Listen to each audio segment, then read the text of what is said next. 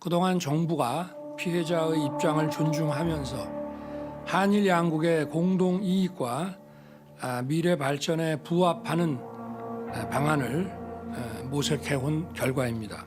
어디 윤석열은 한국 사람인가 조선 사람인가 어느 나라에서 온 사람인지는 모르겠습니다. 일본에다가 그렇게 우리가 옛날 몇십 년을 그렇게 기죽게 살아왔는데 지금도 그렇게 살아야 됩니까?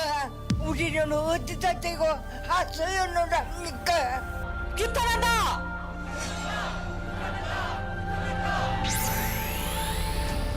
김건희 여사 도이치모터스 주가 조작 사건, 더는 검찰에 맡겨둘 수 없습니다.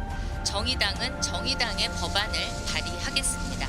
민주당은 정의당과 협의해 50억 클럽 특검법을 절차대로 처리하고 김건희 여사 특검법도 반드시 마무리 짓겠습니다. 저는 김기현 후보에게 책임이 있다고 봐요. 네. 사람들을 여기저기서 막 끌어모으다 보니까 이런 부작용도 생기게 된 것입니다. 우선은 고발이 돼야죠. 고발이 돼서 철저하게 수사를 해야 되고. 단톡방에 가입하는 것 자체는 공무원에게 허용되어 있는 거거든요. 공무원이라고 해서 정치 의견을 없애야 된다는 건 아니기 때문에 아니 앞뒤 가입이 않고 무작정 그냥 김기현 사퇴하라고 하면 그게 말이 맞는 말이냐. 대통령실에서 김기현 후보가 얼마나 못 믿어오면 저렇게까지 하겠습니까?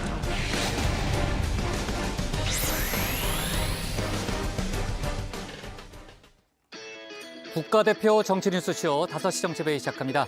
백반장 별일 없죠? 네. 네, 잘 지내고 있죠? 즐겁습니다. 좋습니다. 자, 조금 전 들어온 속보부터 짚어보면요. 마지막에 저희가 이제 국민의힘 상황을 영상으로 봤는데 지금 이제 국민의힘 전당대회가 하루 앞으로 다가왔잖아요. 후보들 간의 신경전은 그야말로 극에 달한 그런 분위기고 안철수, 황교안 후보가 조금 전에 공동 기자회견을 열었는데 황교안 후보의 사퇴를 촉구했다는 거죠. 네, 맞습니다. 대통령실 행정관이 단체 대화방에서 김기현 후보를 지지했다는 논란과 관련해서 공동 대응에 나선 겁니다.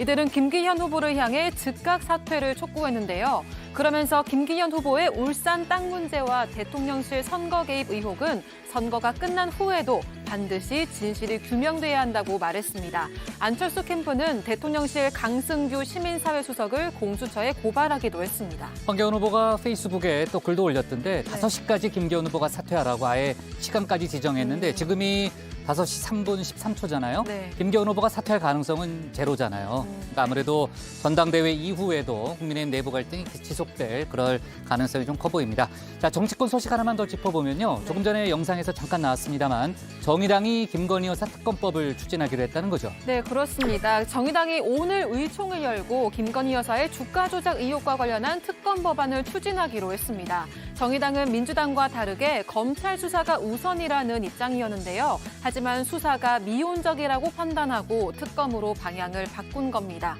다만 정의당은 김 여사 관련 의혹 중에 도이치모터스 주가 조작 사건에만 초점을 맞춘 원포인트 특검이라고 설명했습니다. 네. 자, 어제 정부가 일제 강제동원 피해자 배상 방안을 발표했잖아요. 어제 저희가 자세하게 그 내용을 짚었는데 후폭풍이 오늘도 거셉니다. 오늘 오후에 국회에서 피해자 또 시민단체 등이 참여해서 긴급 시국 선언을 했다는 거죠. 네, 그렇습니다. 생존 피해자 양금덕, 김성주 할머니도 직접 참석해서 규탄의 목소리를 높였습니다. 양금덕 할머니는 윤 대통령을 향해서 어느 나라 대통령이냐며 비판의 목소리를 높였고요. 김성주 할머니 또한 일제가 우리를 끌고 갔는데 어디에다 사과를 요구하고 배상받겠냐며 반문했습니다.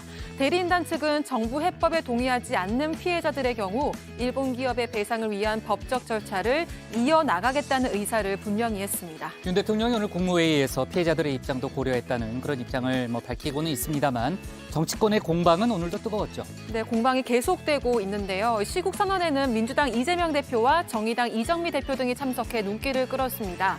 정부 배상안을 삼전도 굴욕에 빗대기도 했던 이재명 대표는 오늘은 개묘 늑약의 진배 없다며 강하게 비판했습니다. 반면 정진석 국민의힘 비대위원장은 제3자 변제는 민주당, 문희상 전 국회의장의 아이디어라면서 정파적인 편협한 시각을 교정하고 국익을 감안해달라 이렇게 얘기를 했습니다. 오늘도 뉴스가 많네요. 네. 오늘 응답하라 다정이 있죠? 있습니다. 자, 들어갈게요.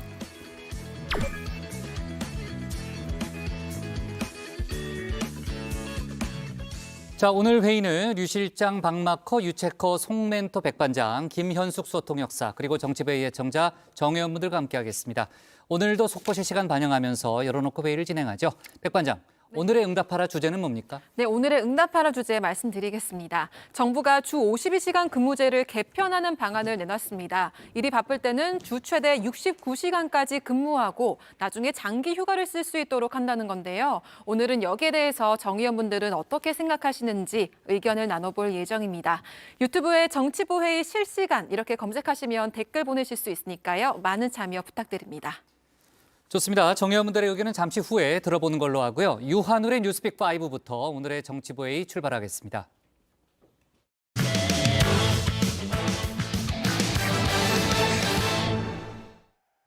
정부가 어제 발표한 강제동원 배상안을 둘러싼 논란이 오늘도 뜨겁습니다.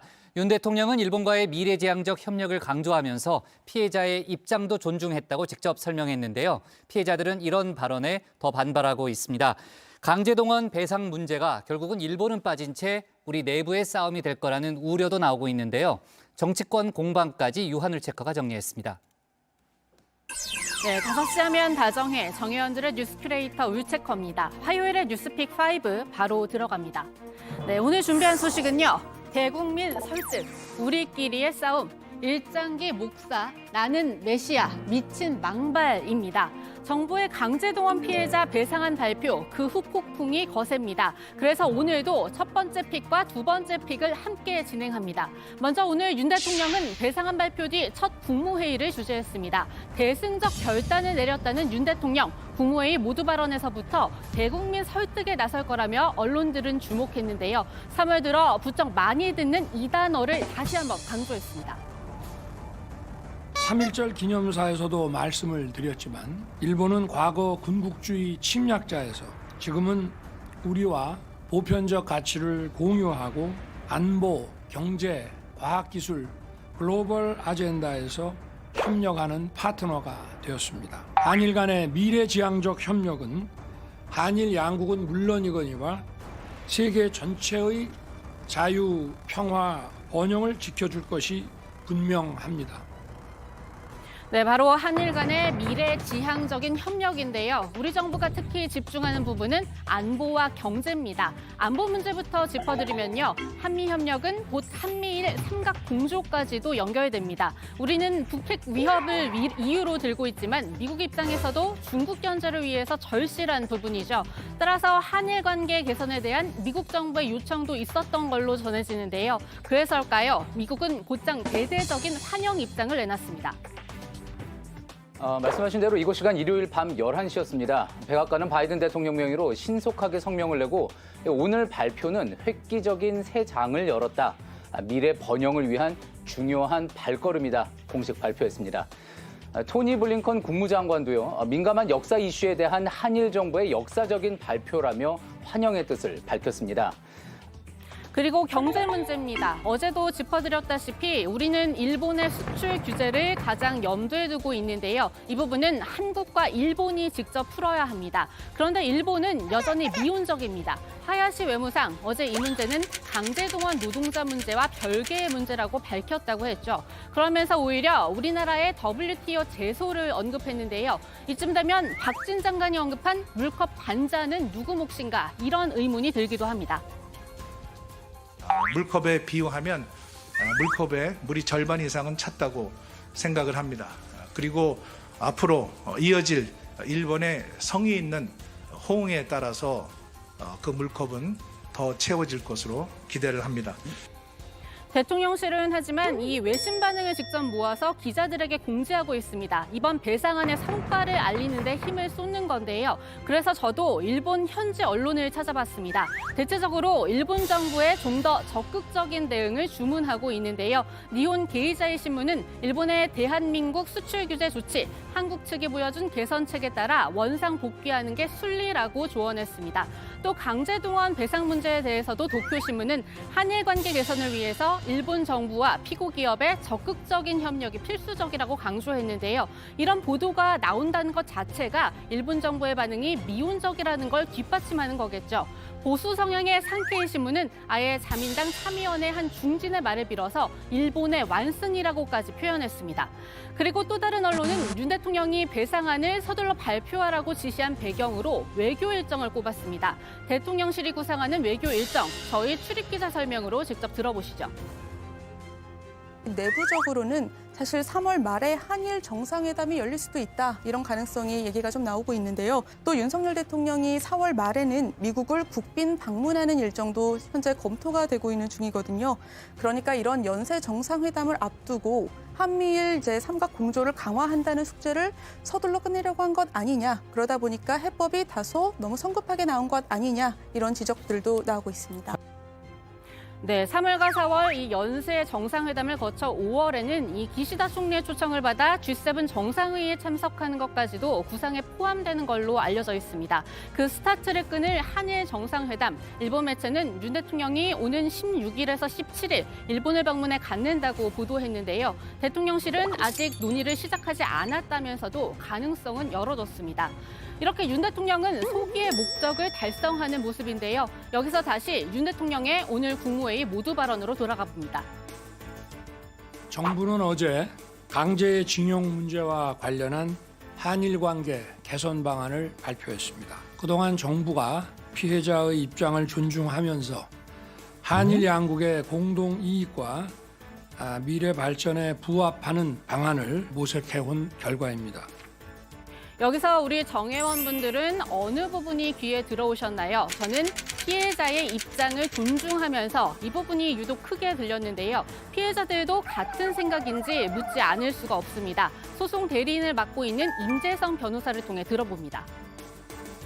외교부 설명 자료에 이렇게 많이 만났다라는 날짜가 기재되어 있는 걸 보고 저희도 좀 그렇게 느꼈고요. 실제로 피해자의 유족이죠. 한 분은 아니 이게 3월 초에 이렇게 발표한다는 게 정해져 있으면 우리가 2월 말에 만났는데 사실상 요식행위 아니었냐. 그렇죠. 이미 우리 만나기 전에 아는다 확정돼 있었는데 노력한다는 얘기 왜 하는 거냐. 이렇게 화를 내기도 하셨습니다. 임 변호사는 속도감 있는 해결을 주문했다는 윤 대통령을 향해서도 그렇다면 피해자들을 이 정상회담 같은 다른 정치적 성과를 가로막는 장애물로 생각하는 것인가, 이렇게 일침을 가하기도 했는데요. 대법원의 강제동원 피해자 배상 판결에 따른 이 일본의 보복 조치가 시작됐을 당시 이춘식 할아버지의 눈물이 함께 떠오르는 말이기도 합니다. 마음이 아파서 눈물 나오지. 나 때문에 우리 대한민국에 손해가 간지도 모르겠네. 내 하나 때문에 그런 거 같아. 네, 두 번째 픽 이어서 갑니다. 우리끼리의 싸움입니다. 조금 전 보신 이춘식 할아버지를 포함해 대법원의 확정 판결로 배상을 받아야 하는 15명 중 생존자는 단 3명뿐입니다. 다른 생존자인 양금덕, 김성주 할머니는 오늘 국회를 찾았습니다. 정치권과 시민단체 등이 함께하는 긴급 시국선언에 함께하기 위해서입니다. 일본 사람들이 우리를 끌고 갔는데 어디다 대고 사죄라고, 어디다가 사죄를 받고 어디다가 요구를 하겠습니까? 공부도 하고 일을 하면 돈도 준다고 그렇게 고생하고 데리고 가서 평생의 골뱅이들 이렇게 만들어 놓고 지금은 나몰라라 하고 있으니 우리는 어디다 대고 하소연을 합니까? 정치권도 공방의 한창입니다. 민주당은 말 그대로 총공세 중인데요. 오늘 이재명 대표는 당 평화안보대책위원회를 열었고요. 긴급 시국선언에도 직접 참석했습니다. 박홍근 원내대표는 즉각적인 국회 외통위 소집과 이 긴급 현안 질의를 위한 본회의 개최도 여당에 제안했습니다. 윤석열 정권이 역사의 정의를 저버리고 일본에 머리를 조아렸습니다. 정부가 발표한 강제동원 피해 배상안은 일본 후 전쟁 범죄에 면죄부를 주는 최악의 외교적 패착이자 국치입니다. 국가의 자존심을 짓밟고 피해자의 상처를 2번 헤집는 개묘 늑약과 진배가 없습니다. 여기에 맞서 국민의힘은 윤 대통령의 고뇌에 찬 결단이라는 점에 입을 모아 알리고 있습니다. 그리고 여기서 다시 불붙는 전현 정권 공방입니다. 오늘로 임기를 마치는 정진석 비대위원장, 이 2019년에 나왔던 이른바 문희상안을 언급하면서 윤 대통령이 누구도 건드리지 않으려고 했던 폭탄 처리에 나선 거라고 했는데요. 이 문희상안은 한일 기업과 국민성금으로 기업 화해 미래재단을 설립하고 이 재단이 피해자에게 제3자 변제하도록 하는 내용이었습니다. 당시에도 피해자들의 거센 반발에 부딪혀 문희상 당시 국회의장은 뜻을 접을 수밖에 없었는데요. 문재인 정권 출신 생각은 좀 다릅니다. 지난 정권에서 외교부 제1차관으로 이 문제를 챙겨봤던 최종건 교수의 말입니다. 그건 안 되는 해법이었죠. 그게 우리 헌법 체계의 문제입니다. 대한민국 사법 체계의 최고인 대법원이 민사소송에 대해서 판결을 내린 것이고 일본 기업의 사죄와 그리고 배상 조치가 있어야 된다라고 했는데 행정부가 나서서 외교적이라고 하는 문제 때문에 사법부가 내린 판결을 일종의 흔들거나 무효화시키는 행위를 하면 그것은 매우 헌법 체계를 유린하는 상황과 마찬가지입니다. 최 교수는 그러면서 이번 배상안은 이제 일본은 쏙 빠진 채 우리끼리 갈라치기를 하는 것이라고도 지적했는데요. 소송 대리인인 임대성 변호사도 같은 지적을 합니다. 이 제3자 변제, 민법에 따르면 피해 당사자가 동의해야 돈을 지급할 수 있습니다. 따라서 행안부 산하 재단이 피해자들에게 이 돈 받고 대법원 배상 판결로 생긴 채권을 포기하라 설득을 할 텐데 여기서 갈등이 불가피하다는 겁니다. 그리고 이제 싸움의 주체도 이제는 한국에 있는 이제 한국 행안부 산하의 재단이 있습니다. 일제 강제동원 피해자 지원 재단이라고. 그 재단이 피해자들의 채권을 없앨 역할을 할 겁니다. 그러니까 이제 그 재단이 채권을 없애는 절차가 위법하다 이렇게 이제 싸워야 되는 형국이 돼서 이제는 일본과 싸우거나 일본 기업과 싸우는 게 아니라 한국의 공공기관과 싸워야 되는 형국이 됐고 한일 관계는 정상화됐다. 이런 식의 이제 홍보 설명들이 이루어지겠죠. 정부는 이 피해자들이 배상금을 거부하면 공탁, 즉 법원에 맡겨두고 채권을 없애는 방안까지도 생각하고 있다고 하는데요. 피해자 측은 2차 가해라면서 소송도 불사하겠다는 방침입니다. 대법원 확정 판결을 받은 소송은 3건, 원고는 15명에 불과합니다. 아직 진행 중인 강제동원 소송만 약 70건이고요. 피해자와 유족 등 원고는 1000명이 넘는데요. 이렇게나 많은 사람이 고달픈 법적 다툼을 이어가게 될 것으로 보입니다. 네, 세 번째 픽, 일본 관련된 소식 하나 더 짚고 갑니다. 일장기 목사입니다. 3일절에 이 세종시의 한 아파트 주민이 일장기를 개항해서 소동이 벌어졌죠. 이 아파트 주민 목사로 밝혀졌습니다. 유튜브에 교회 설교 영상을 올린 것도 뒤늦게 발견이 됐습니다. 이완용 선생과 베라우치 총독 사이에서 통감 사이에서 합병 조약이 이루어졌습니다. 나이니폰 제국부라고 하는 대일본 제국의 시대가 됐습니다. 문명을 배울 수가 있었습니다. 근대식 교육을 받을 수가 있었습니다. 일본 때문에. 일본으로 인해서.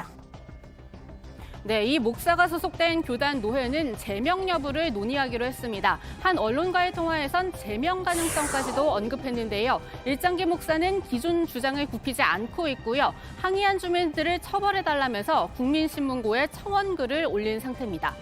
네, 다음 픽은 나는 메시아입니다. 기독교 복음선교회 JMS 총재 정명석 씨, 저희 JTBC에서도 계속 추적 중인데요. 피해자들의 폭로가 잇따르고 있습니다. 성폭력 피해자 2명이 정 씨를 추가로 고소하겠다고 저희 취재진한테 밝혔는데요. 정 씨의 수법은 대체로 비슷합니다.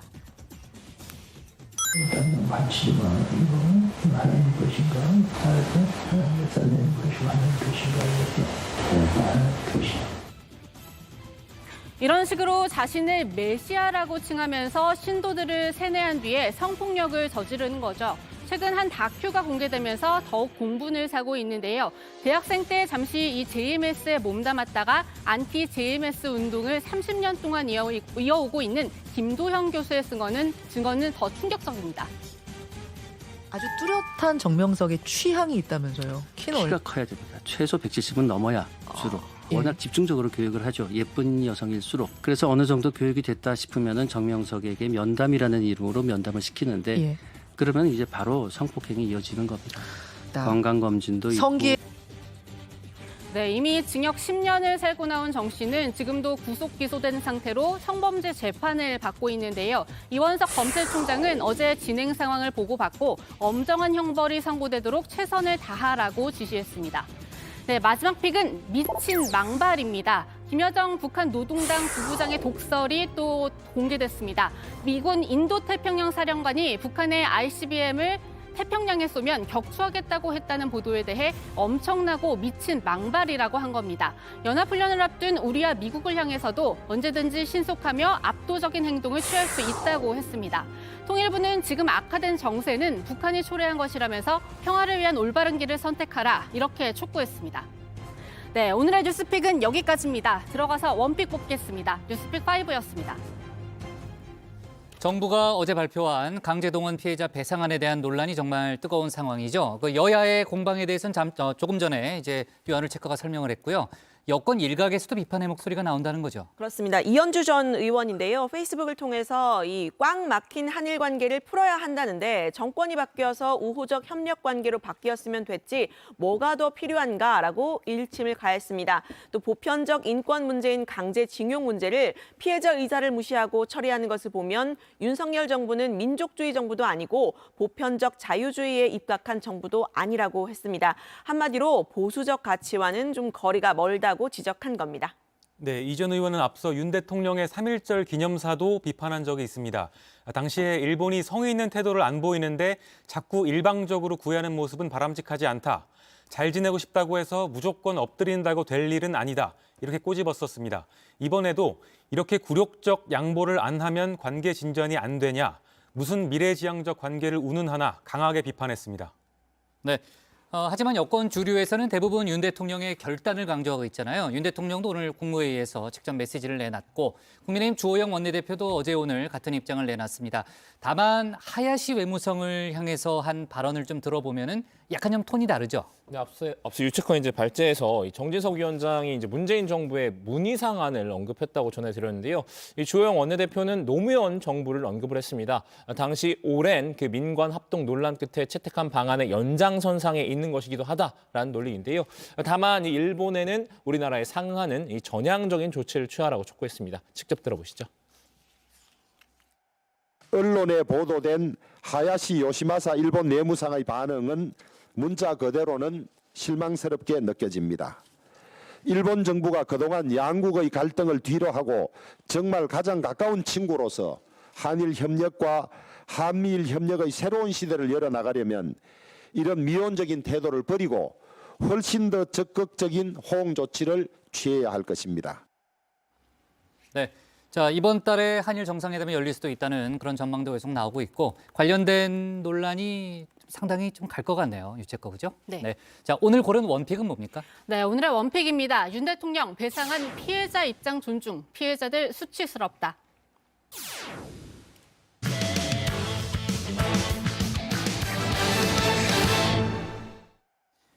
내일이 국민의힘 전당대회 날입니다. 당대표 1명, 최고위원 4명, 청년 최고위원 1명을 선출하게 되는 거죠. 7년 만에 대통령도 참석하는 것으로 일단 예정돼 있는데 하루 전인 오늘 후보들 간의 신경전은 최고조에 달했습니다. 안철수, 황교안 후보는 조금 전 공동 기자회견을 열고 김기현 후보의 사퇴를 촉구하기도 했는데 관련 내용을 정치인사이드에서 짚어봅니다. 바로 내일이 국민의힘의 전당대회입니다. 83만여 명의 당원들이 참여하는 투표의 투표율, 현재까지 54%를 넘었습니다. 새 당대표가 누가 될 거냐 궁금하실 텐데요. 이제 사라지게 되는 현 국민의힘 비대위 관계자들은 내심 아쉬움도 클 것 같습니다. 새롭게 선출되는 지도부는 당의 변화와 화합을 이끌어서 내년 총선에서 승리로 보답해 주시기를 부탁드립니다. 정말 감사드립니다. 특히 믿고 지켜봐 주신 100만 당원분들께 감사드립니다. 출입기자분들께도 감사드립니다.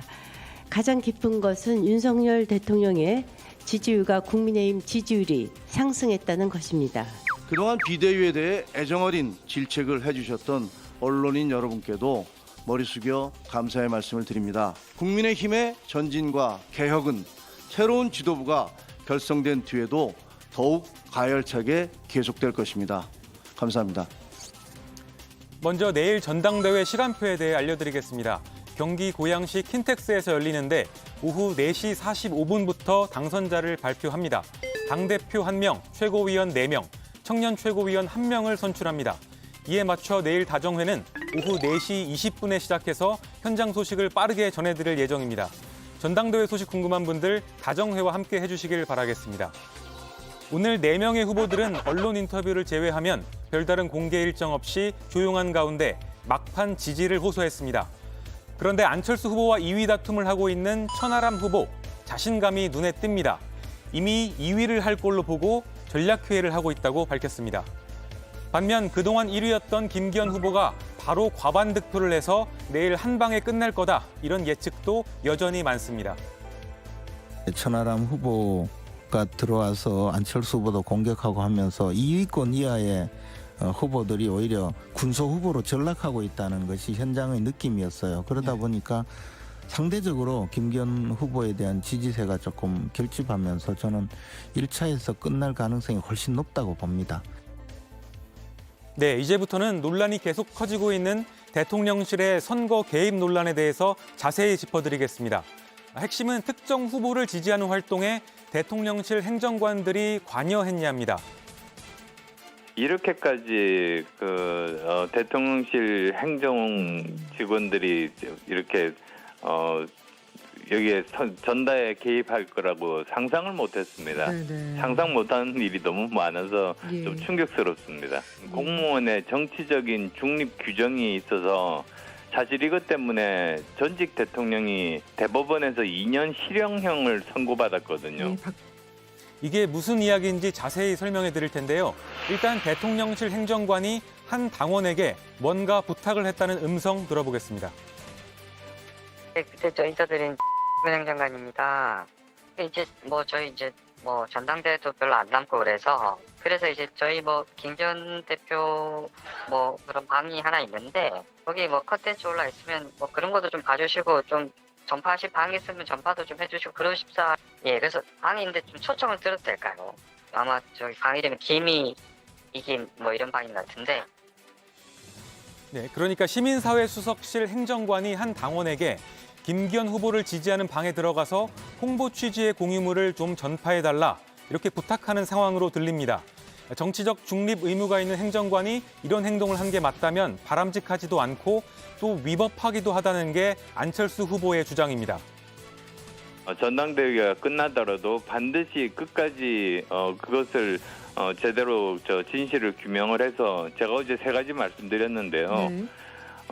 도대체 누가 지시했는가, 그리고 또 어떤 사람 몇 명이 어떻게 가담했는가, 그리고 또 어떻게 책임을 물을 것인가, 그것에 대해서 명확하게 이번에 선례를 남겨야 된다고 봅니다. 그럼 이런 부탁을 받은 당원들이 올렸을 걸로 의심되는 내용이 뭐냐가 중요할 것 같습니다. 안철수 후보 측은 제보를 받았다면서 구체적인 내용도 공개했습니다. 함께 보겠습니다. 먼저 이건 안철수 후보 측에서 공개한 사진들이라는 설명을 드리고요. 이 카톡방 개설과 선거운동 패턴을 보면 대통령실 간담회에 참석한 당원들에게 대통령 시계를 선물하고 단톡방을 개설합니다. 그리고 행정관들이 유포자들을 투입해서 이곳에서 안철수 후보는 비방하고 김기현 후보는 홍보하는 그런 자료들을 배포했다는 겁니다. 이런 방들 중에 하나를 보면요. 당대표는 정통성의 뿌리를 확고히 가지고 있어야 한다. 헌신의 리더십, 김기현 총선 승리, 이런 글들이 올라와 있다고 합니다. 내용은 대체로 김기현 후보를 지지하는 그런 것들인데요. 또 경쟁 상대인 안철수 후보를 이렇게 비방하는 내용도 있다고 합니다. 민주당에겐 시장 대통령 자리도 다 양보하면서 국민의힘에게는 악착같이 이자까지 받아내는 안철수, 이런 글들이라고 합니다. 결국 안철수 의원 측은 조금 전 강승규 시민사회 수석을 공수처에 고발했습니다. 또 이런 부적절한 녹취가 더 있다고도 밝혔습니다. 그럼 당사자인 김기현 의원 측의 반박이 궁금한데요. 오늘 김 의원은 부적절한 일은 없었다는 걸로 알고 있다는 취지로 해명했습니다. 친목 목적이나 사회적 관계 때문에 가입한 단톡방에 정치적 의견들이 올라오잖아요. 그 정치적 의견이 올라온다고 해서 거기 가입해 있는 공무원이 거기에 대해 책임을 지라. 이거는 조금 황당한 얘기겠죠. 네. 그러면서 공직 후보를 뽑는 선거가 아니기 때문에 위법성 논란도 말이 되지 않는다고 주장했습니다. 뭐 그게 공직선거법 위반이다 막 이렇게 또 떠들던데 그거는 예. 명확하게 틀린 말입니다. 이게 공직 후보를 뽑는 선거가 아닌데 매우 황당한 주장까지 펼치고 있어서 논리의 피약이 지나치다 그런 생각이 듭니다. 하지만 파장은 계속 커지고 있습니다. 위법이든 아니든 부적절한 것 아니냐는 지적이 당 안에서도 나오고 있습니다. 이미 윤심 후보가 누군지는 여러 번에 걸쳐서 당원들이 다 알고 있지 않느냐는 겁니다. 하태경 의원은 강한 수위로 징계 필요성을 언급했습니다. 그 쓸데없는 일을 왜 하는지 모르겠어요. 어차피 윤 대통령이 김기현 후보 지지한다는 세상이 다 아는데 그 왜 그 대통령한테 부담만 주는 거잖아요. 그래서 꼴값 떠는 거지 그거요. 행정관들이 그게 잘 보이려고 했다 그러면 정말 생각이 짧은 거고. 그래서 그건 좀 저는 강하게 조치를 좀 해야 된다. 진상 조사를 해서. 문책을 하든지. 이거 징계해야죠 그건. 검사 출신인 김웅 의원도 비판에 가세했는데요. 금지 규정이 없다고 가능하다고 한다면 불효죄가 없으니 불효를 저질러도 된다는 거냐 이렇게 꼬집었습니다. 네, 국민의힘의 분위기는 이렇게 뒤숭숭합니다. 혹시나 전당대회가 끝나더라도 이 갈등의 불씨가 계속 이어질까 전전긍긍하는 모양새입니다. 정확한 내막을 제가 모르겠는데 근데 뭐 그 행정관도 바보가 아닌 이상이야 그 단톡방에서 그렇게 자기 그 동선을 노출하면서 그런 일을 할 수 있었을까요? 뭐 조사가 좀 필요한 부분이고 일방의 주장들은 있는데 그건 좀 알아봐야 될 문제인 것 같습니다. 대통령실에서 그 단체 채팅방 통해서 전당대회에 개입했다는 논란이 좀 있는데요. 어떻게? 그것도 제가 정확한 자료나 내용들을 모르기 때문에 제가 답변할 사항은 아닌 것 같습니다. 네, 김기현 후보의 울산 땅 의혹을 계속 제기했던 황교안 후보도 가세했습니다. 오늘 오후 안철수 후보와 비공개 회담을 가진 뒤 함께 기자회견을 열고 김 후보의 사퇴를 촉구했습니다. 이미 드러난 의혹들만으로도 당대표 자격이 없다는 겁니다. 김기현 후보는 국민의 힘을 대표할 자격을 상실했습니다. 김기현 후보는 즉각 사퇴해서 대통령의 정치적 부담을 덜어드려야 합니다. 이렇게 전당대회 막판에 터진 대통령실의 선거 개입 논란이 계속 커지는 분위기입니다. 전당대회가 끝난 이후에도 파장은 한동안 이어질 걸로 보이는데요. 오늘 정치인사이드의 한마디는 일파만파 번지는 대통령실의 경선 개입 의혹으로 마무리하겠습니다.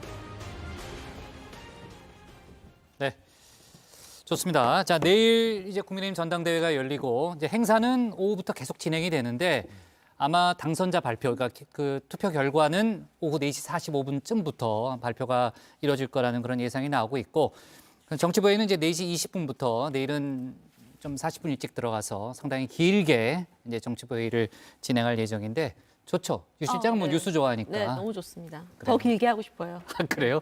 알았습니다. 네, 송우영 멘토가 상당히 그 좀 감정 없이 그렇게 전달을 하더라고요. 아까 보니까. 네, 내일 예고하면서 네, 조금 좀 이렇게 적극적으로 어필할 만도 한데 PR할 만도 한데. AI인 줄 알았어요. 네, 그렇죠? 네. 네. 누가 어떤 정 의원분이 뭐 송 로봇이다 뭐 이렇게 좀 표현하신 분도 있던데요. 자, 좋습니다. 자, 지금 마지막에 그 송우영 멘토가 설명했던 여러 가지 이제 공동 기자회견 지금 이제 파장이 커지는 거는 확실해 보이고요. 전당대회 이후에도 후유증이 클 수 있다는 그런 얘기가 좀 나오고 있습니다. 원래 이제 안철수 후보 측의 집중적인 문제 제기였는데 다른 경쟁자인 황교안 후보 또 천하람 후보도 가세를 했죠. 물론 이제 천하람 후보는 기자회견을 하진 않았습니다만 조금 전에 안철수 후보와 황교안 후보가 아예 공동 기자회견까지 열었다는 거죠. 네, 맞습니다. 이게 원래 공개된 일정은 아니었는데요. 이 안철수 후보와 황교안 후보가 만난 사실이 알려졌고요. 오후에는 이 두 후보가 기자회견을 자청해서 국회에서 함께 기자회견을 열었습니다. 이 두 사람은 공무원이 선거 개입을 한다는 건 헌법상 그리고 또 법률상 도저히 있을 수 없는 일인데 버젓이 이런 일이 자행되고 있다. 그리고 또 국민의 가장 큰 영린인 땅 문제를 건드렸다고 비판했습니다. 저희 두 사람은 당을 위한 충정으로 다음의 사항에 합의했습니다. 김기현 후보는 울산 땅 투기 의혹의 장본인임에도 지금까지 거짓된 변명과 회피로 일관했습니다. 이미 김기현 후보는 국민의 힘을 대표할 자격을 상실했습니다. 김기현 후보의 울산 땅 투기 의혹과 대통령실 행정관 선거 개입 의혹은 전당대회가 끝난 후라도 반드시 진실이 규명되어야 됩니다. 이 두 사건은 우리 당의 도덕성과 윤석열 정부의 공정성에 직결됩니다. 이번이 최후 통첩입니다. 오늘 바로 사퇴하십시오. 네, 최후 통첩이라는 그런 표현까지 나왔는데, 자, 조금 전에 황교안 후보가 별도로 이제 페이스북에 글도 올렸는데, 제가 아까 시작할 때 잠깐 언급은 했습니다만, 제가 그 페이스북을 보고 나갔었거든요. 김기현 후보가 오후 5시까지 자진 사퇴하라는 그런 내용이고, 만약에 사퇴하지 않는다면 우리 두 사람, 그러니까 안철수 후보하고 본인을 얘기하는 거죠. 우리 두 사람은 함께 강력한 대여 투쟁을 진행할 것이다라는 그런 얘기를 하고, 모든 증거들을 가지고 함께 싸우겠다는 그런 얘기도 했습니다. 아무튼 결과와 상관없이 황교안 후보와 또 안철수 후보가 또 끝까지 문제 제기를 할 그런 분위기고, 자, 만약에 이제 결과를 저희가 예단할 수 없습니다만, 이제 결과가 만약에 이제 김기현 후보에게 유리하게 나온다 하더라도 전대 이후에 이제 후유증이 클 수밖에 없는 그런 상황이고, 지금 당내에서는 그 이후에도 국민의힘이 계속 시끄러울 것 같다, 이런 전망들을 내놓고 있는 거죠. 네, 맞습니다. 그러니까 안 후보 측이 이런 문제 제기를 한 거는 지난 주말부터입니다. 구체적인 음성이 공개된 거는 어제고요. 국민의힘과 대통령실은 확실히 지금 긴장한 모양새인데, 관련해서 분위기를 물어보니까 한 여권 관계자는 이렇게 설명을 했습니다. 무리를 빚은 행정관들은 잘라버리면 되는데 그렇게 하면 부적절한 행동이었다는 걸 인정하는 꼴이 돼버리고 안 하고 가만히 있자니 점점 더 이슈가 커질 것 같아 딜레마다, 이렇게 설명했습니다. 네, 남은 한 명의 후보죠. 천하람 후보도 김기현 후보가 의혹에 대해서 명확히 해명해야 한다, 이런 입장은 같은데요. 오늘 기자회견도 셋이 함께하자, 이런 이야기가 나왔다고 합니다. 다만 천 후보는 문제의식에는 공감하지만 개별 메시지로 대응하겠다, 이렇게 입장을 밝혔다고 합니다. 하지만 이 이른바 윤심 후보죠. 김기현 의원의 당선에 영향을 주기는 힘들다, 이런 분석이 여전히 우세한데요. 시기상으로도 내일이죠. 바로 전당대회가 큰 영향을 주지는 못할 거다, 이런 얘기가 나오고 있습니다. 일각에서는 김기현 후보가 당대표가 되더라도 모두가 패자다, 이런 말도 나왔습니다. 김기현 후보가 당연히 되겠죠. 그런데 사실상 김기현 후보의 패배다라고 볼 수밖에 없어요. 대통령과 대통령실과 윤핵관과 전국의 거의 대부분의 당협위원장과 국회의원들과 시군구 의원들이 이렇게 결사적으로 밀어줬는데. 네. 송 로봇에 대해서 정 의원분들이 많이 의견을 주고 계시네요. 이게 사건 반장 때 얻었던 별칭이다, 뭐 이런 얘기도 있던데 맞아요? 맞습니다. 네, 네. 본인이 지금 컨셉을 밀고 가고 있는 거군요, 지금. 여기 와서. 밀고 가는 게 아니라 원래 제 모습이 좀 그렇습니다. 그래요? 근데 송멘토 잘한다는 댓글도 제가 찾았는데요. 그래요? 네, 차분하고 안정적으로 너무 잘하네요. 고정으로 하세요라는 이런 그래요? 댓글까지 올라왔습니다. 알겠습니다. 그러니까 류정화 실장 두고는 AI 같은 가식적인 웃음이었다, 이런 댓글도 저도 있었습니다. 봤습니다. 네. 그래요? 네. 희한하네. AI 같은 가식적인 웃음. 네, 그렇게 또 딱 그런 정확하게 표현이 가능하군요. 표현을 하더라고요. 네. 좋습니다. 자, 그리고 지금 이제 관련된 여러 가지 논란에 대해서 속보가 많이 나오고 있는데, 김기현 후보 측에서도 입장을 냈습니다. 오늘 이제 황교안, 안철수 후보의 공동 기자회견에 대해서 대변인이 논평을 냈는데요. 일단 탈당과 철수의 정치 이제 통하지 않는다, 그런 내용이고, 침소 봉대해서 막장 내부 총질을 하고 있다라는 그런 비판을 했고, 특히 전당대회 불복에 대한 명분 쌓기 차원 아니냐라는 그런 주장을 김기현 후보 측에서 조금 전에 했고, 천하람 후보도 입장을 냈습니다. 천하람 후보는 이제 별도의 메시지를 내겠다고는 했었는데, 일단 뭐 문제 제기에 대해서는 뭐 전체적으로 일단 그동안 이제 공감하는 모습을 보여봤습니다만, 전당대회 불복이 과격한 투쟁으로 가서는 안 된다는 그런 좀 입장을 내놨고, 또 두 사람의 기자회견에 대해서 홍준표 대구시장은 끝까지 더티 플레이하는 모습이 보기가 역겹다. 그러니까 안철수, 황교안 후보를 비판한 거죠. 그런 반응을 내놨고, 아마 내일이 전당대회이기 때문에 오늘 이후에도 많은 또 반응들이 나올 것 같네요. 자, 강승규 시민사회 수석이 지금 이제 고발도 당했고, 일단 내년 총선에도 출마할 거라는 얘기가 그동안 정치권에 참 많았잖아요. 그러니까 어떤 쪽으로는 입장을 밝혀야 할 상황이 온 거 아니냐라는 그런 얘기도 좀 나오고 있는데, 대통령실도 고민이 클 수밖에 없겠네요, 박마커. 네, 아무래도 그럴 것 같고요. 근데 아직은 이제 당사자들의 입장이 나오지는 않은 상태입니다. 이 강승규 수석뿐만 아니라 이 안철수 후보 측에서 공개해서 이름이 공개된 그 행정관들의 입장이 뭔지, 또 이들의 부탁을 받고 유포자 역할을 했던 인물들이 누군지에 대해서도 앞으로 논란이 계속될 것 같습니다. 또 한 당원은 어제 이 시민사회수석실 행정관 등 5명을 국가공무원법 위반 혐의로 이 용산경찰서에 고발하기도 했습니다. 경찰과 공수처의 수사 상황도 지켜봐야 할 것 같습니다. 네. 자, 내일은 저희가 그 2시간 동안 좀 특집으로 회의를 하기 때문에 뭐 관련된 속보도 내일 추가로 얘기를 해보도록 하고요. 자, 일단 그 정치 인사이드는 여기서 정리하고요. 다음은 백다의 응답하라 다정회로 가겠습니다.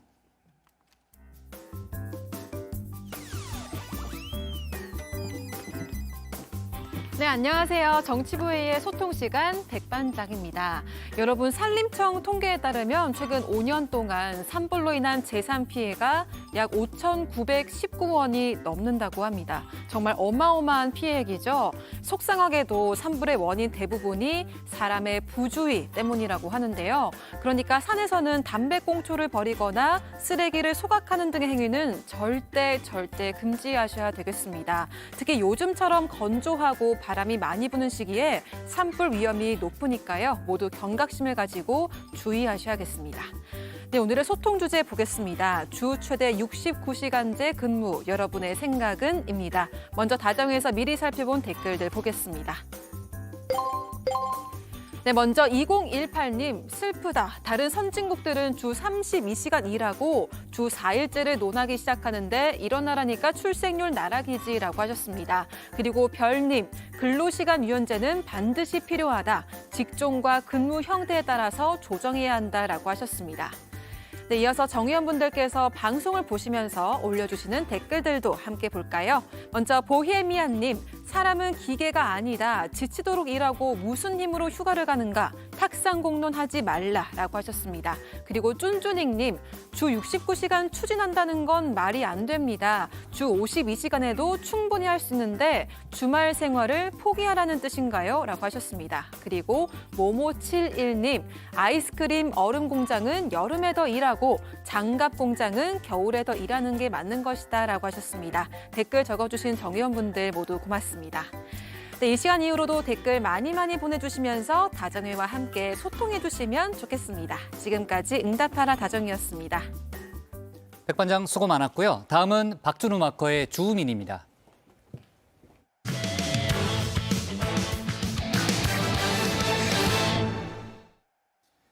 국민의힘 이준석 전 대표와 배현진 의원 사이 장외 설전이 뜨겁죠.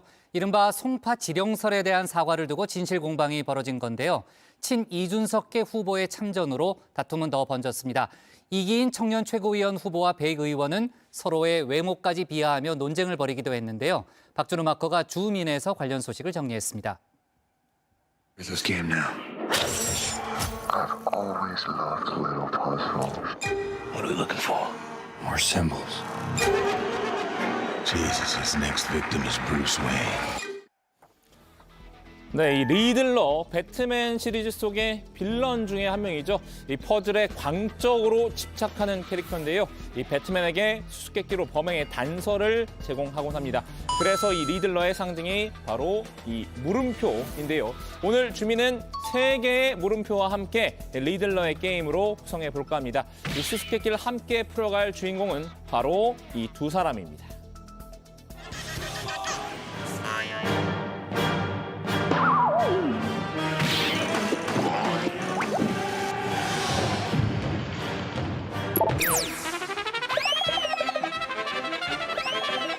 아니, 비공개 회의를 이렇게 일방적으로 없애시면 어쩝니까? 의장 특권을 그동안 내내 잠깐만요. 발언권을 득해서 말씀하시고요. 언론에 나가거나 발언권을 득하시고 말씀하세요. 이준석 전 대표와 배현진 의원이 당 지도부에서 함께 호흡을 맞출 때 여러 차례 공개적으로 파열음을 냈었죠. 이 이준석 지도부 해체 이후 한동안 뜸하다 싶었더니 요 며칠 다시 정면 충돌하는 모양새입니다. 이 첫 번째 물음표인 송파 지령설 사과를 두고 입장이 엇갈렸는데요.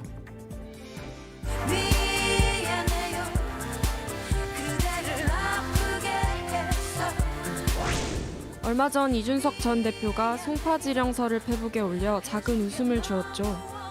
그 다음 날인 13일 이 전 대표는 제주연설합동회장에서 제 의원실 비서관에게 제가 왔는지 물으며 미안해요 라고 아주 작게 읊조리고 뛰어갔답니다. 오죽 무안했으면 그런 식으로 사과했을까. 배현진 의원 어제 이 페이스북에 송파 지령설과 관련해 이 전 대표가 사과했다는 에피소드를 전했는데요. 이 송파 지령설은 이 전 대표가 지난달 12일 제기했던 의혹입니다. 배 의원 지역구인 서울 송파구를 중심으로 이 친윤계 후보들을 지지해달라는 문자가 돌고 있다는 내용이었습니다. 배 의원은 당시 이 전 대표가 이 잘못된 의혹 제기였음을 인정하고 사과했다는 의도로 글을 쓴 것 같은데요. 이 전 대표는 즉각 부인했습니다. 아예 그런 일 자체가 없었다는 겁니다. 자신이 누구한테 미안하다는 말을 했다는 건지 밝히라고 날을 세웠는데요. 누구한테 그걸 이야기했다는지나 밝히십시오. 본인 비서관에게 확인해보세요. 그런 말 한 적 있는지. 애초에 송파을 단톡방에서 지령 투표한 걸 내가 왜 미안하다고 합니까? 사과를 둘러싼 이 진실 공방은 계속됐습니다. 배 의원은 이 전 대표의 수행비서가 자신의 비서관에게 또 전화가 왔다는 사실을 알렸는데요. 이 전 대표가 송파 지령설과 관련해 사과한 건 아니었다고 해명했다는 내용이었습니다. 배 의원은 그럼 대체 비서관에게 뭘 미안하다고 한 거냐 되물었는데요. 이 전 대표로선 이 뭐가 미안한데 무한 루프에 빠진 꼴이 됐습니다. 미안해. 뭐가 미안해? 오빠 내가 왜 화나는지 모르잖아. 알아. 알면서 그래? 말해봐. 그럼 뭔데? 뭐냐고? 몰라. 이유도 모르면서 미안하다 한 거야? 미안해. 뭐가 미안한데? 거의 한 달 가까이 지난 이 송파 지령설 두고 두 사람이 이 시점에 다시 맞붙은 이유, 이 두 번째 물음표를 살펴봐야 이해가 가능한데요. 네, 두 번째 물음표. 당협 사칭 문자입니다. 지난 주말 사이 당원 협의회별 특정 후보 지지 선거운동 문자 메시지가 논란이 됐었죠. 이 모바일 투표 기간 몇몇 후보들이 당협명을 넣고 자신에 대한 지지를 호소하는 문자를 책임 당원들에게 돌리면서 혼선이 빚어진 건데요. 당원들이 당협 차원에서 보낸 문자라고 착각을 한 겁니다. 선관위는 문자를 돌린 후보들에게 구두 경고했다고 하는데요. 그중 2명이 이 천하용인의 아와 용이었습니다. 무슨 당협에서 총선에서 승리하기 위해서는 최고위원은 김용태, 허은하로 뽑아야 한다라는 거기 때문에 너무나 상식적인 마케팅 차원에서 보낸 문자입니다.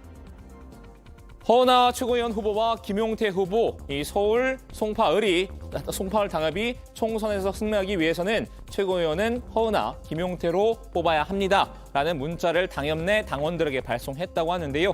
이 송파을 당협위원장인 배 의원은 이 문자를 문제 삼았죠. 이 당협이 아니라 개별 후보들이 돌린 문자니 착오 없길 바란다고 공지했는데요. 이 때문에 두 후보가 당협을 사칭했다는 논란이 일게 된 겁니다. 이 전 대표는 당이 후보들에게 당원 명부를 교부할 때 해당 당원이 어디 당협인지 이 성별까지 다 구별해서 정보를 제공한다라고 설명을 했는데요. 그에 따라서 이 당협별로 맞춤형 홍보 문자를 보냈을 뿐이라고 반박했습니다. 이 당사자인 후보들도 적극 해명에 나섰는데요. 저희 당원 연락처를 당협별로 구분해서 받았습니다. 그리고 안심번호로 배포해줬고요. 그리고 그에 따라서 자연스럽게 당협별로 맞춤 문자를 보내는 것이 문제라고 제기하는 것 자체가 참 이해가 안 간다. 이게 상식적이지 못하다라는 생각이고요. 김용태 후보는 사칭이란 용어 자체가 성립하지 않는다고 맞섰습니다. 사칭이라면 당협 명의의 전화번호로 문자를 돌려야 하는데 처음부터 후보 본인 명의로 보냈다는 주장인데요. 일부 언론에서는 당협 명의로 보냈다고 하는 건데 있던데 당협 명의로 보낸 적도 없습니다. 그것도 잘못된 오보고요. 그러니까 저희가 선거운동 문자를 보낼 땐 당에 신고된 번호가 있어요. 휴대폰 번호가.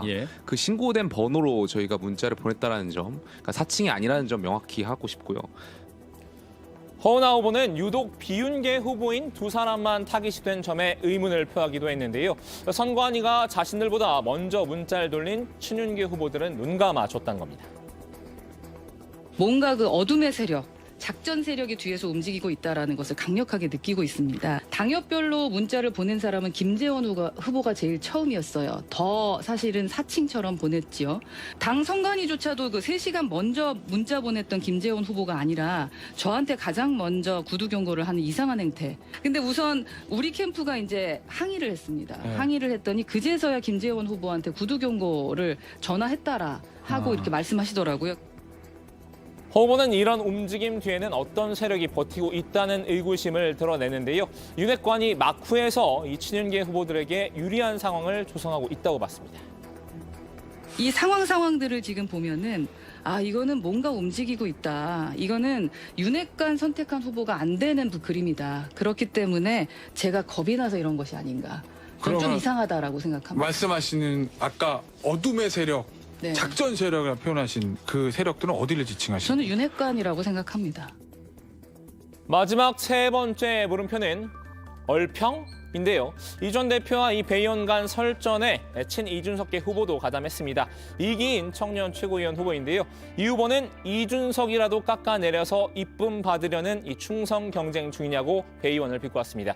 배의원에게 학폭 가해자가 떠오른다고 일침을 가하기도 했는데요. 최근 인기를 끈 드라마 이 더 글로리의 박연진에 빗댔습니다. 너네 돈 많잖아. 이거 필요 없잖아. 부탁이야. 제발 돌려줘, 연진아. 이제 좀 공손해졌네, 문동은. 그래. 그럼 줄게. 대신 우리 술 마실 동안 춤춰봐. 그럼 이 돈은 안 건들게. 어때? 뭐? 춤추라고. 음주 가무에 음주만 있고 감옥 없잖아. 왜? 싫어? 배 의원과 이 후보는 급기야 서로의 외모를 비하하며 공방을 벌였는데요. 배 의원이 페이스북에 단 댓글이 발단이었습니다. 둘이 잘 어울려요. 사귀세요. 귀엽네. 얼굴 봅니다. 싸우다 미운 정도로요. 네버. 이상형 이정재. 배 의원이 이 전 대표와 사귀란 권유에 얼굴을 본다며 단칼에 거절을 했죠. 이 전 대표의 얼굴은 마음에 들지 않는다는 뜻이 내포돼 있는데요. 자신의 이상형은 이정재라고 쐐기를 박았습니다. 이 전 대표라면 얼평을 해서라도 이기고 싶은 모양입니다. 지금 그게 중요해요? 이기는 게 중요하죠? 제 방식을 비난해도 상관없어요. 이기인 후보도 얼평으로 맞대응했는데요. 한 기사를 페이스북에 공유를 했죠. 이 아나운서 시절 배 의원의 민낯이 방송인 유재석 씨를 닮았다는 오상진 아나운서의 발언을 소개한 기사였는데요. 바로 이 장면입니다. 세팅이 가장 다른 분. 제가 볼 때는 배현진 아나운서. 이제 본인도 인정해요. 안경 벗은 유재석. 이 후보는 이 오상진 아나운서를 사실적시 명예훼손으로 고소해야 한다고 비아냥대는데요. 그러자 배 의원도 웃는 얼굴이 이상하게 나온 이 후보의 사진을 공유를 하면서 반격에 나왔습니다. 배 의원은 어린이집 수준별 학습이라고 코멘트했는데요. 이 후보의 얼평 공격이 어린이집에 다니는 영유아 수준이라고 비꼰 셈입니다. 그 수준에 맞게 얼평 공격으로 되돌려준다라는 뜻일 텐데요. 이 후보는 이 배 의원이 올린 사진을 다시 공유를 하면서 대한민국 국회의원의 대처 방식이 아주 일품이다라면서 비웃었습니다. 씩씩대면서 제가 나온 사진 하나하나 찾아보라고 보좌진에게 시켰을 우리 의원님 생각하니라며 이 눈물 이모티콘을 날렸죠. 이 안습이란 의미인 것 같습니다. 자, 오늘은 이준석 전 대표와 천하용인 그리고 친윤계 배현진 의원 간의 신경전을 이렇게 물음표 3개로 정리해드렸습니다. 전당대회 막판까지 개파 다툼이 격화되는 양상이죠. 리들러 게임인지 오징어 게임인지 분간하기 어려울 지경인데요. 오늘 주민 한마디는 이 배 의원의 이상형인 배우 이정재 씨의 대사로 정리하겠습니다. 과정은 보시지 마시고 결과만 보세요. 그럼 어떻게든 이겨야 뭐라도 할 것 아닙니까? 네. 자, 앞서 이제 당대표 경선과 관련된 얘기를 해봤는데 아까 이제 송우영 멘토가 소개를 했던 대로 거기도 지금 이제 후유증이 우려되는 상황이고 또 이제 최고위원 후보들 간에 또 여러 가지 또 경쟁도 뜨겁고 거기에 이제 또 천하용인과 관련된 또 친윤계 간의 신경전 역시 상당히 가열돼 있는 그런 상황입니다. 최고위원 관련한 얘기를 좀 더 해보면요. 일단 최고위원 후보로 나온 김재원 전 최고위원 친윤계로 일단 저희가 꼽을 수 있는데 친 이준석계 후보들이 당선권에는 도달하지 못할 것이다. 이런 전망을 내놨죠. 그렇습니다. 강하게 견제하는 그런 분위기인데요. 김재원 후보는 친 이준석계 표심이 얼마나 있는지 불분명하다고 지적했습니다.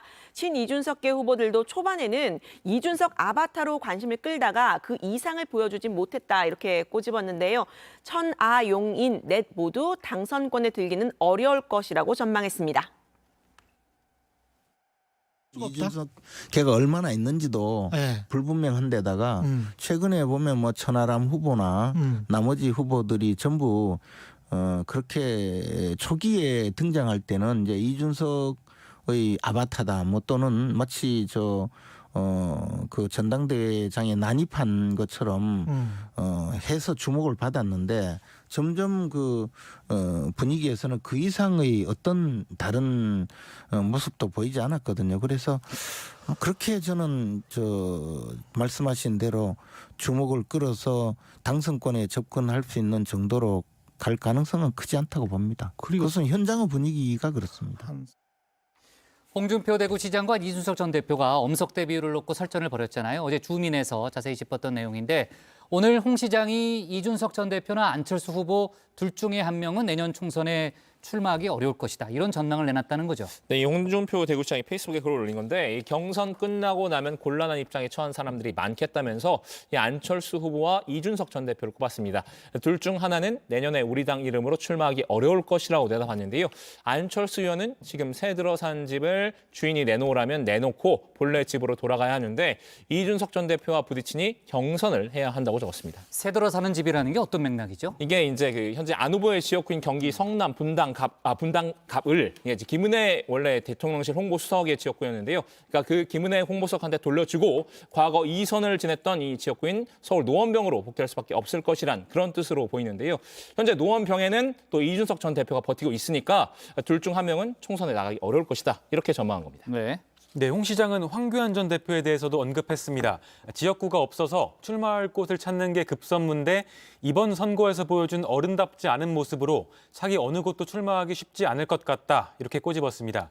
또 최고위원회 나와서 분탕질 치던 사람들은 이번에 되면 또 한 번 기회가 생기니 다행인데 떨어지면 낙동강 오리알 신세를 면치 못할 거라고도 주장했습니다. 또 정치를 하려면 최소한 인사이트와 또 예지력부터 갖추고 해야 하는데 무대뽀로 정치하다 보면 다 그렇게 되는 거다. 끝까지 더티플레이하는 모습들은 보기가 참 역겹다. 이런 강한 표현도 썼습니다. 친윤계 청년 최고위원 후보 장해찬 후보 또 이기인 후보 간에 또 신경전이 상당히 뜨거웠는데 장해찬 후보가 최근에 경찰에 고발을 당했잖아요. 불법 레이싱과 웹소설 의혹 관련한 거죠. 네, 맞습니다. 이 시민단체 서민민생대책위원회는 어제 서울경찰청에 이 도로교통법 위반, 공직선거법 위반, 명예훼손 등으로 장해찬 후보를 고발했는데요. 서민은 과거 장 후보가 팀 스위프트 모임 관리자였다는 점을 문제 삼았습니다. 해당 페이스북 그룹 페이지에 짧은 직선 도로에서 이 고속으로 경주에서 승부를 가리는 일명 드래그 레이싱, 또 굽이길에서 운전 기술을 과시하는 운전 행위인 와인딩 등을 한 것으로 추정되는 게시물이 올라왔다는 건데요. 장 후보가 이 레이싱에 참여한 게 맞다면 도로교통법 위반이라는 겁니다. 네, 이 시민단체는 2015년에 묘제라는 필명으로 웹소설 강남 화타를 발간하면서 실제 여성 연예인들을 연상시키는 그런 이름과 특징을 가진 인물을 등장시켜서 성적 대상화를 했다라고 지적을 했습니다. 그럼에도 장 후보는 표현의 자유를 침해하고 창작의 자유를 저해하고는 나쁜 공격이라고 밝히면서 당사자와 팬에게 모욕과 명예훼손을 했다고 주장했습니다. 네.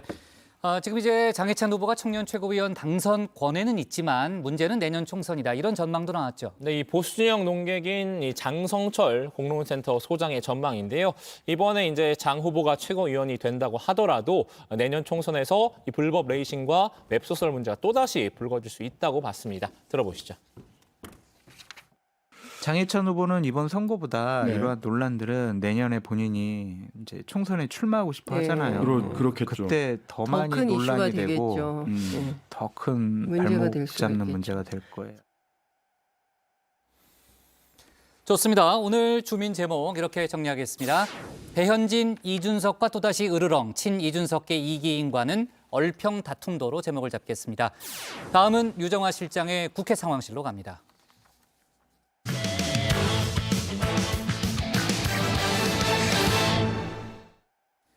정의당이 오늘 김건희 여사의 주가 조작 의혹 관련해 특검법 발의에 착수하겠다는 입장을 밝혔습니다. 이미 김건희 특검법을 추진 중인 민주당 행보에도 탄력이 붙을 분위기인데요. 두 야당은 앞서 50억 클럽 특검법도 각자 발의한 상황이죠. 국민의힘도 50억 클럽 특검에 대해서는 가능성을 열어놓은 상황입니다. 오늘 정치권 상황 국회 상황실에서 짚어보겠습니다. 정의당은 도이치모터스 주가 조작 사건을 원포인트로 한 김건희 특검법 발의에 착수하겠습니다. 법무부의 수사지휘권 발동에 저항하던 결기 있는 검찰은 어디로 간 겁니까? 수사지휘권은 핑계이고 용산 대통령실 법무부로부터 수사지휘를 받고 있다는 게 솔직한 답변이 아닌지. 네, 그동안 검찰의 수사를 지켜보겠다고 했던 정의당이 입장을 바꿨습니다. 김건희 여사에 대한 특검법을 발의하겠다 이렇게 밝힌 건데요. 도이치모터스 주가 조작 사건 딱 하나에 대해서만 대상으로 삼았습니다. 김 여사가 연루된 권오수 전 도이치모터스 회장의 주가 조작이 유죄 판결을 받았죠. 그 1심 이후에 정의당은 김 여사에 대한 검찰의 소환 조사를 촉구해 왔습니다. 민주당 일각으로부터는 당장 특검에 동참하라 이런 압박을 받기도 했지만요. 일단은 검찰 수사를 지켜보겠다면서 한동훈 장관을 향해서 수사 지휘권을 발동하라고 했었습니다. 명백한 수사 대상을 검찰이 소환 수사하지 않는 것에 대한 한동훈 장관의 입장은 무엇입니까? 묵인하고 넘어가자면 그것이야말로 법치주의 파괴 아닙니까? 네, 하지만 검찰과 법무부는 묵묵부답이었죠. 정의당은 어제 대검찰청을 항의 방문했습니다. 검찰의 수사 의지가 없음을 이 자리에서 확인을 했다고 하는데요. 살아있는 검찰이 아니라 용산지검으로 쪼그라든 죽은 검찰만 확인을 했다면서 이게 윤 대통령의 공정과 법치에 맞는 거냐고 했습니다. 소환 통보를 했는데 김건희 여사가 불응한 것인지 아예 부르지를 않았기 때문에 출석하지 않은 것인지 우리 국민들은 아무것도 아는 것이 없습니다. 국민들은 이 사건의 경중을 떠나서 민주주의 법치국가에서 아직도 법위에 군림하는 신성가족이 어떻게 있을 수 있나를 묻는 것이고 네, 야당이 문제 삼고 있는 김 여사의 주가 조작 연루 부분 바로 이겁니다. 법원이 주가 조작에 쓰였고 또 공소시효가 남아있다고 본 김 여사 명의의 계좌가 여러 개 있는데 최소한 검찰이 직접 김 여사의 소명을 드려야 하는 거 아니냐라는 건데요. 법원은 김 여사의 명의 계좌 중 3개 계좌가 공소시효가 살아있는 시세조종 행위에 이용됐다 이렇게 봤습니다. 시세조종에 이용한 계좌로 인정이 된다. 또 주식을 사고 팔 것을 사전에 서로 짜고 거래하는 이 통정매매에 이용된 것으로 판단된다라는 문구가 여러 차례 등장을 했습니다. 네, 오늘 김건희 특검법 발의 방침을 밝힌 정의당 이은주 원내대표와 제가 직접 통화를 한번 해봤습니다. 일단 김건희 특검법 관련해서는 민주당과 공조해서 국회 내 절차를 밟아가겠다고 했고요. 다만 또 다른 특검 50억 클럽 특검법에 대해서는 이 특검 추천 방식에 이견이 있음을 분명히 했습니다. 유 실장이 직접 화제의 인물과 통화해보는 그와 나의 전화 통화 그나저나 가겠습니다.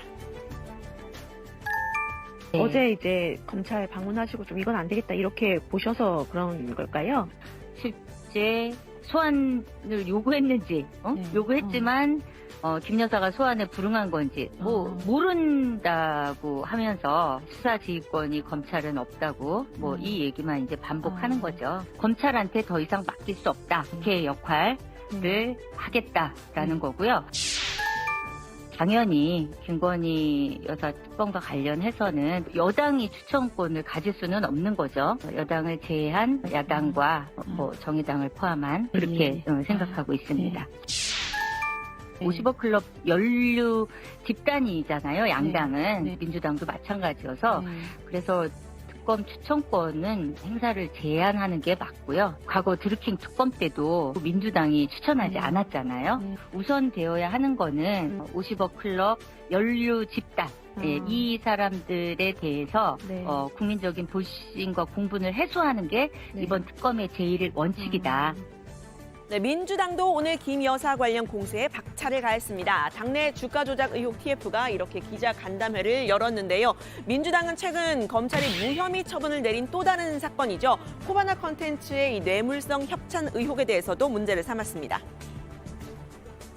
검찰 수사선상에 올랐던 5개 기업이 코바나 콘텐츠에 협찬한 사실이 확인되었습니다. 이 기간에 윤석열 대통령은 국정농단 특별검사 수사팀장 또 서울중앙지검장을 거쳐서 검찰총장에 지명됐습니다. 김건희 여사를 성역화하고 김건희 여사 주변에 증거만 찾지 못하는 무능력한 윤석열 검찰. 코바나 콘텐츠 수사에 대한 무혐의 처분은 법조계 내부에서조차 비판을 받고 있습니다. 네, 민주당은 이미 이 김건희 특검 추진 중인 상태죠. 오늘은 한동훈 장관에 대한 공개 질의서를 이렇게 국회의장실에 제출을 했습니다. 특검 도입에 대한 입장을 밝히라라는 건데요. 이 국회가 절차를 거쳐서 공식 질문을 하면 공식 답변을 해야 한다라는 국회 법을 활용했습니다. 송기현 TF 단장은 살아있는 권력 수사가 제대로 작동되지 않을 때 유일한 수단인 특검에 대한 입장을 한동훈 장관이 밝히라고 했습니다. 도이치모터스 주가 조작 수사팀은 김건희 여사의 소환 조사를 요구했으나 김건희 여사가 소환 조사에 불응한 것으로 밝혔습니다. 그런데 이복현 금융감독원장과 김건희 여사 측은 김건희 여사가 소환 조사를 원했지만 수사팀에서 소환 조사 통보를 하지 않았다는 정반대 주장을 하고 있습니다. 당시 김건희 여사 측은 수사팀의 소환 조사 통보 요구에 서면 조사로 대처할 것을 요청한 것으로 확인되었습니다. 김건희 여사 측에 소환 조사 통보를 했는지, 김건희 여사에 대해서 언제쯤 소환 통보할 계획인지 이상의 질문에 대해서 답변해 주시기 바랍니다. 네, 정의당이 직접 나서면서 민주당의 김건희 특검법도 탄력을 받을 것으로 보이는데요. 민주당과 정의당이 각자 발의한 50억 특검법 공조가 가능할지도 관심입니다. 앞서 이은주 원내대표의 말 들어보신 것처럼 정의당은 대장동 관련 특검법인 만큼 이 특검 추천에서 민주당이 배제돼야 한다 이런 입장이지만요. 민주당은 협의를 좀 해서 정의당이 실질적으로 추천을 하면 민주당이 수용하는 방식을 말했습니다. 특별검사 후보는 정의당이 국민께서 충분히 동의할 만한 추천 방안을 제시하면 민주당은 기꺼이 수용할 수 있다는 말씀을 드렸습니다. 애초에 국민 대표성과 국회 전례, 절차적 정당성 등을 따르려는 의도였기에 정의당 제안을 마다할 이유가 없습니다. 네, 반면 국민의힘의 입장은요. 일단 김건희 특검법에 대해서는 전혀 염두에 두고 있지 않은 듯한 이런 모습이고요. 50억 클럽 특검에 대해서는 특히 민주당이 특검 추천 권한을 갖는 것에 대해서 강하게 비판하고 있습니다. 이재명 대표 관련 대장동 수사의 방향을 틀고 또 모종의 신호를 주기 위한 것 아니냐라고 말했는데요. 지금 수사받고 있는 사람들 중에 이 수사를 특검이 하고 민주당이 지명하는 특검이 할 수 있으니까 조금만 참고 기다려라. 할 말도 좀 하지 말고 입 다물고 있으라. 이런 아마 사인을 주는 것이 아닌가 그런 생각을 하고 있습니다. 이 특검법이야말로 고양이에게 생선가게를 맡겨달라는 그런 법안이 아닌가 생각이 듭니다. 네, 다만 주호영 원내대표는 이 50억 클럽 특검 자체에 대해서는 가능성을 열어뒀습니다. 50억 클럽에 대한 이 검찰의 수사 부실에 대해서는 국민들의 비판 여론이 높죠. 이 점을 인식한 것으로 보입니다. 국민적인 의혹 해소 요구라든지 국회 특검법이 제출되어 있는 상황을 감안하면 철저한 수사가 필요하다. 수사 이후에도 여전히 50억 클럽에 대해서 해소되지 않은 의혹이 남아있다면 마지막에는 특검을 받을 수밖에 없는 상황이 올 수 있다는 점을 분명히 말씀드립니다. 네, 지금부터는 민주당 상황 잠깐 짚고 넘어가겠습니다. 이재명 대표에 대한 체포동의안 부결이 된 이후에 민주당 내 내홍이 가라앉지 않고 있죠. 일명 비명계와 친명계의 갈등입니다. 이런 계파 갈등 프레임에서 좀 떨어져서 보더라도 민주당의 현재에 대한 진단, 또 미래의 전망에 대해서는 의견이 좀 갈리고 있는 모습인데요. 오늘은 친노, 즉 친노무현계라고 불렸던 이 두 사람의 영 다른 시각으로 민주당 상황을 좀 짚어보려고 합니다. 누구냐면요. 노무현 정부에서 함께 몸을 담았던 유시민 전 노무현 재단 이사장 그리고 유인태 전 국회 사무총장입니다. 경호대장이라는 별칭을 언론으로부터 매일치를 받았잖아요. 그 지난번에도 나는 자원봉사자였는데 눈에 좀 띄어가지고 그지 벼슬도 좀 하고 이런 사람이에요. 노무현 후보는 정몽준 후보한테 양보를 하려고 그랬어요. 그래가지고 저한테 단일화를 하더라도 저런 식으로 뭐 이렇게 막 압박에 굴복하듯이 단일화가 그게 되겠냐. 제가 그 심부름을 했어요. 네, 이렇게 노무현 정부에 몸담았던 두 사람이죠. 지금 민주당의 위기에 대해서 이 이재명 대표의 사법 리스크를 어떻게 할 것인가 두 사람의 의견은 엇갈렸는데요. 유시민 전 이사장은 이 대표를 향해서 버티고 싸우라고 조언을 했습니다. 한 온라인 매체의 칼럼을 통해서 불체포 특권을 포기하지 말라고 말했습니다. 인간 이재명은 수모를 견디는 힘이 뛰어나다. 깻잎 한 장 차이로 대선에서 졌기 때문에 당하는 오늘의 수모를 견딜 힘이 그에게 있다고 나는 믿는다. 불체포 특권을 포기하지 말고 재판정을 드나드는 것을 부끄러워하지 말고 당대표와 국회의원의 권한을 충분히 행사하면서 윤석열 대통령이 가하는 조리돌림을 인간적, 정치적, 법률적으로 견뎌내기 바란다. 반면에 유인태 전 사무총장은 정면 돌파를 조언했습니다. 계속 방탄만 해서는 얼마나 끌 수 있겠냐면서 이 대표가 법원의 영장실질심사를 받아봐야 한다 이렇게 말을 했는데요. 지난번 체포동의안에서 이탈표를 던졌던 의원들의 생각, 결국 총선을 앞둔 고민이라면서 이렇게 말을 했습니다. 한번 실질심사를 받아보는 게 사법부에 그러지 않고 리더십이 생기겠냐 뭐 이런 고민들을 하는 의원들이 좀 있더라고요. 지금 이재명 대표가 지금의 스탠스로 총선까지 임할 수 있겠느냐. 여기에 대해서 좀 회의적으로 보는 의원들 숫자는 꽤 된다고 봐야 되지 않겠어요. 네, 유시민 전 이사장은 비명계의 지난번 이탈표 강하게 비판했습니다. 다음번 체포동의안이 오면 이탈표가 더 줄어들 거다 이렇게 예측을 했는데요. 현 시점에서 야권의 대선 후보는 실질적으로 이재명 하나뿐이라면서 이렇게 말했습니다. 자폭 테러로 민주당을 혼돈 상태에 빠뜨리기로 마음먹거나 민주당을 나가 신당을 만들 각오를 하지 않은 한 그렇게 할 수 없을 것이다. 민주당의 비주류 국회의원들은 이재명 대표에게 수모를 안겨주고 싶었을 뿐이다. 신당을 만들 배짱도 없고 총선에서 독자 생존할 능력도 없다. 네, 유 전 사무총장은 이 대표가 당내 강성 지지층에 휘둘리고 있거나 방치하고 있다 이렇게 봤는데요. 최근 이 대표의 자제해달라는 요청도 늦었고 진심이 느껴지지 않는다고 말했습니다.